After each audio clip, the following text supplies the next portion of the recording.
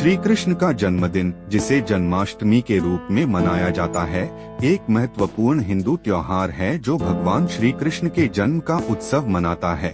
श्री कृष्ण का जन्म मथुरा नगरी में कंस के कारागार में हुआ था। इस कहानी में कई महत्वपूर्ण घटनाएं और चमत्कार शामिल हैं, जो हमें भगवान श्री कृष्ण के दिव्य अवतार का महत्व समझाते हैं। कंस मथुरा का अत्याचारी राजा था, जिसे एक भविष्यवाणी के माध्यम से यह ज्ञात हुआ कि उसकी बहन देवकी का 8वां पुत्र उसका वध करेगा। इस भविष्यवाणी से भयभीत होकर कंस ने देवकी और उसके पति वासुदेव को कारागार में बंद कर दिया।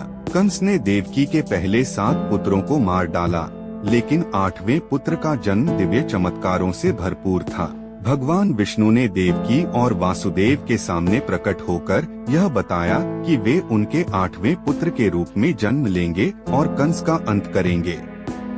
जब देवकी का 8वां पुत्र श्री कृष्ण का जन्म हुआ तो वह आधी रात का समय था। कारागार में अचानक दिव्य प्रकाश फैल गया और सभी पहरेदार गहरी नींद में सो गए। वासुदेव ने देखा कि उनके बंधन खुल गए हैं और कारागार के दरवाजे स्वतः ही खुल गए हैं। यह एक दिव्य संकेत था कि भगवान श्री कृष्ण की रक्षा के लिए सभी व्यवधान दूर हो गए हैं। वासुदेव ने भगवान श्री कृष्ण को एक टोकरी में रखा और यमुना नदी पार करके गोकुल की ओर चल पड़े। बारिश हो रही थी और यमुना नदी उफान पर थी, लेकिन भगवान विष्णु के शेषनाग ने अपने फन से श्री कृष्ण की रक्षा की। वासुदेव सुरक्षित रूप से गोकुल पहुँचे और श्री कृष्ण को नंद बाबा और यशोदा के पास छोड़ दिया। यशोदा ने श्री कृष्ण को अपने पुत्र के रूप में अपनाया और उनकी परवरिश की। गोकुल में श्री कृष्ण का बचपन अद्भुत लीलाओं से भरा हुआ था।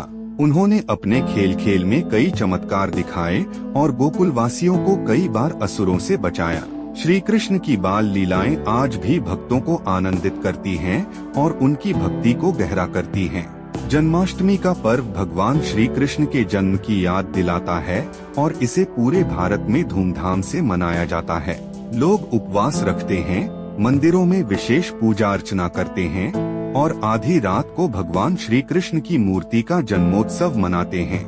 मटकी फोड़ की प्रतियोगिता, जो श्री कृष्ण की माखन चोरी की लीला का प्रतीक है, भी इस दिन का एक प्रमुख आकर्षण होती है। श्री कृष्ण के जन्म की यह कहानी हमें यह सिखाती है कि भगवान हमेशा अपने भक्तों की रक्षा करते हैं और अधर्म का नाश करने के लिए समय समय पर अवतार लेते हैं। उनका जीवन और उनकी लीलाएं हमें धर्म, भक्ति और सच्चाई के मार्ग पर चलने की प्रेरणा देती हैं।